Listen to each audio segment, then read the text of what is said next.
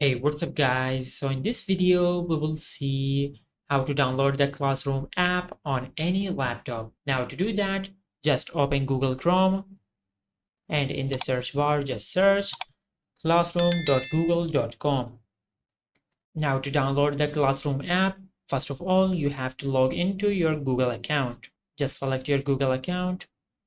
Now just enter the password of your Google account. Now once you enter the password of your Google account, select next. Now just click on the three dots over here and click on Cast, Save and Share. And from here, just click on Install Google Classroom. Now just select Install. Now, as you can see, we have successfully installed the Google Classroom app on our laptop. Just click on it. From here, just log into your Google account to set up the Google Classroom app. Now just enter your password, just like that. Now, if you cannot find the Google Classroom app on your desktop, you can also find the Classroom app in the search bar. Just click on the search bar and search Classroom.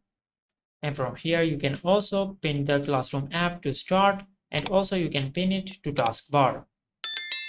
And this is how you can download the Classroom app on any laptop. If you found this video helpful, please like the video and subscribe to our channel and hit the bell icon to get notified when we upload a new video.